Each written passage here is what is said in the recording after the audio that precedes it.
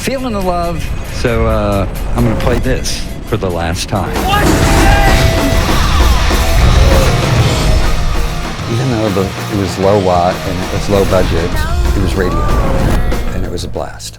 I heard they needed a DJ at Uncle Sam's, which was kind of the Saturday Night Fever disco. I wasn't just hiring DJs. I was hiring anybody that could fit in making low minimum wage and enjoy the job.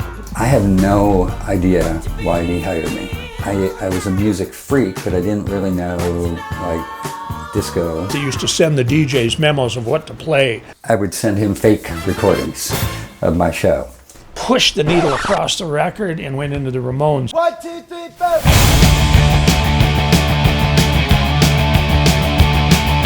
From gay, straight, black, whatever mix of people listening to the best mix of music. If I could introduce something like Gang 4 or Joy Division or, even Talking Heads or B-52s. A mix of music, every style you can possibly dish out to people. A year and a half later, I'm just playing whatever I want.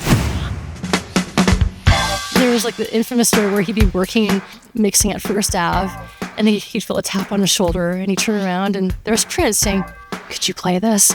Because Prince would have him play his acetates and silently sneak around different parts of the club so you could see how people reacted to it. Nobody wants to become a drug addict. My addiction was getting out of control. I knew I needed help. I didn't want to quit music. I knew I needed to go through treatment. I went to my paper calendar and I wrote, "Call Kevin Cole and find out if he's happy." The early days I was there was super wild, super intense.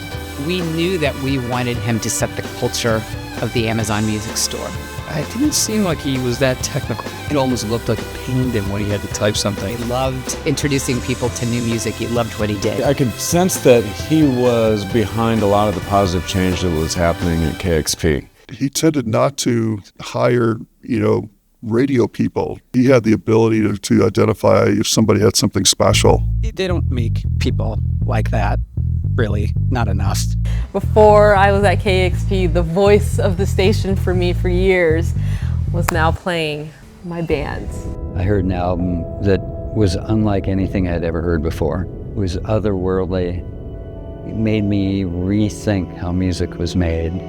I don't think there's anyone that has done as much for Icelandic music as Kevin has. He had always had a dream of doing a KXP broadcast from the Space Needle. No! It was awesome. Choosing life, that's where the real beauty and the payoff is.